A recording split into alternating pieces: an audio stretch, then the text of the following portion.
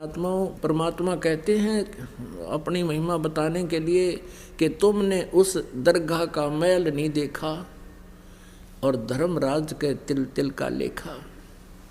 तो प्रसंग चल रहा है कि जब हम परमात्मा के आध्यात्मिक ज्ञान से परिचित हो जाएंगे फिर हमारी एक विशेष व्यवस्था बनेगी, आत्मा के अंदर एक विशेष उभार आवेगा।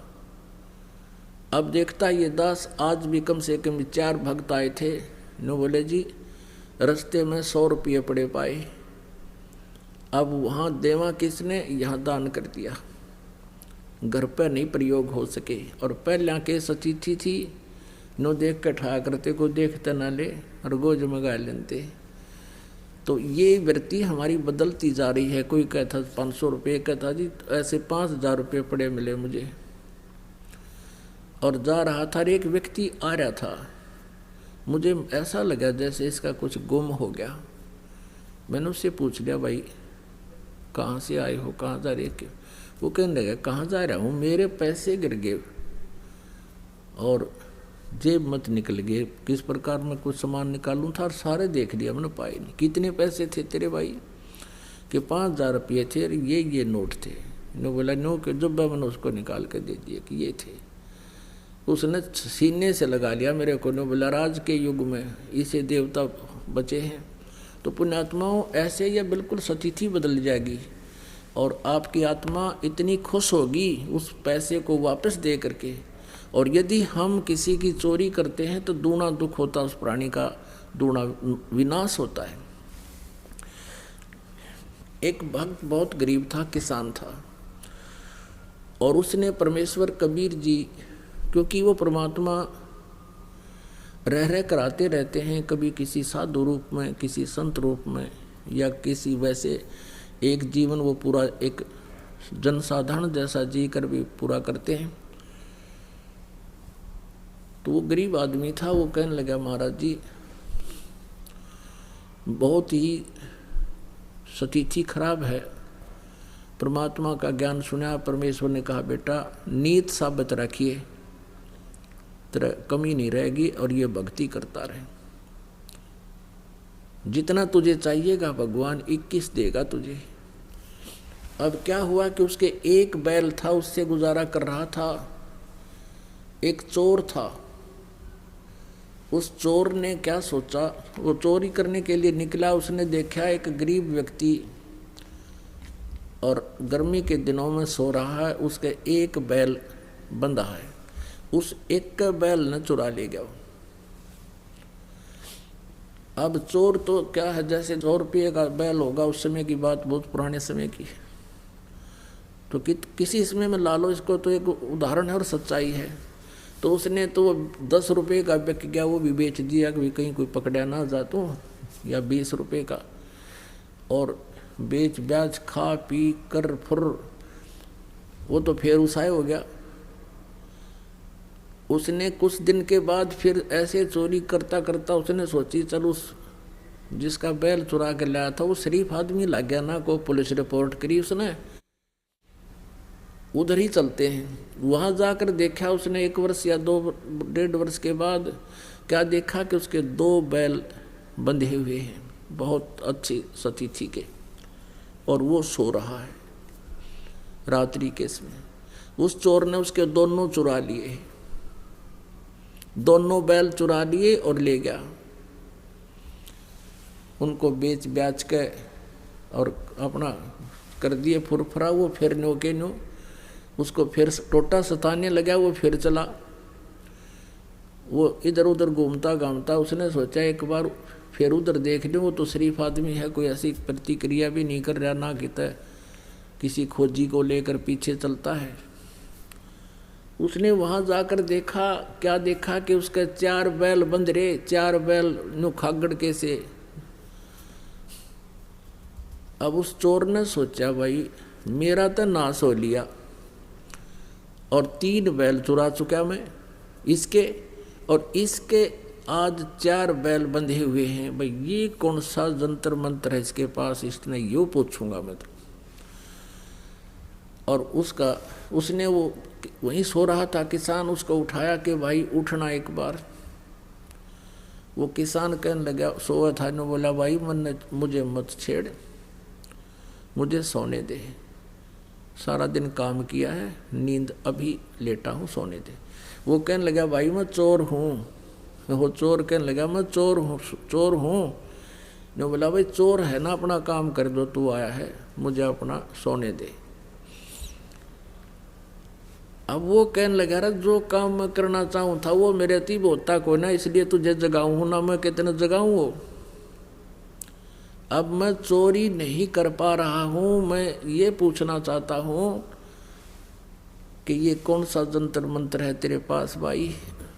फिर उसने बताया, भाई चाहे मारिए चाहे छोड़िए मुझे, चाहे सजा दिए दंड दिए, अब सच्ची बात बताऊंगा, तेरा पहला बैल भी मैं चुरा कर ले गया था, और मैंने तो वो पैसा मेरा न्योए गया बर्बादी में, और तेरे दूसरे 2 बैल भी मैं चुरा कर ले गया था। आज मैं जो का त्यों उसी स्थिति में हूँ, और तेरा ये 4 बैल बंध रहे हैं, इसलिए आज से मेरे पर चोरी ना होती भाई। अब मैं चोरी करने की स्थिति में नहीं रहा, मेरा हाथ कांपा है, सारा शरीर कांप रहा है कि ये देख, तेरा तो नाश हो जाना चाहिए था, तेरे पास तो कुछ था ही नहीं उस दिन, तू बहुत गरीब था, आज तेरे मकान भी सुथरा बना लिया। तो वो बैठ गया। फिर ने बोला, भाई जब तने यह जड़ी पूछ ली तभी बताऊंगा, बैठ जा तू। भाई अगर इस चोरी करने से कोई सेठ हो, साहूकार बने, तो कोई करके नहीं खावे, सब चोरी कर ले। तूने तो भाई घोर पाप इकट्ठा कर लिया। परमात्मा की भक्ति कर, मैं बताता हूँ मैं कैसे मुझे भगवान सहारा दे रहा है, मैंने गुरु बना रखा है, और तू चल, तुझे नाम दिलाऊंगा अपने गुरु जी से, और तो भी तेरी भी ऐसी मदद होगी। वो बोला, भाई ठीक है, मुझे कुछ भी दिला, कुछ भी बराबर, पर मुझे यह जड़ी बता दे जो नूब सेठ होया करे। गुरु जी के पास ले गया, उसको बताया। फिर उसने अपनी सारी कहानी बताई कि महाराज जी मैं कति घना ढेर आदमी हूँ, नीच व्यक्ति हूँ, और मैंने इसके 3 बैल चुराए, आज मेरे पास एक भी नहीं, और पैसा भी खाने को नहीं, बालक भी भूखे बैठे हैं, और आपके चेले के ठाठ हो रहे हैं। मैं यो जंतर पूछन आया हूँ। परमात्मा बोले, ले भाई यो जंतर तू भी ले ले, नाम ले, भक्ति कर, और बेटा तो भी ऐसे सुखी हो जाएगा, पर आज के बाद चोरी ना करिए। नो कान पकड़ दिए, अगर नहीं गुरुदेव सपने में भी नहीं करूँगा, और भी करता होगा मेरे मित्रानों ने भी समझाऊंगा भाई, यो का और ठा गया। और उसने न्यो भी ना पता लागने दिया पड़ोसियाँ थे कि यो चोर था, मेरे बैल खरीद के चोरी करके ले गया था। तो पुण्यात्माओं, परमात्मा पे विश्वास जब हो जाएगा आप पे, आपकी एकदम नेचर बदल जाएगा आपका।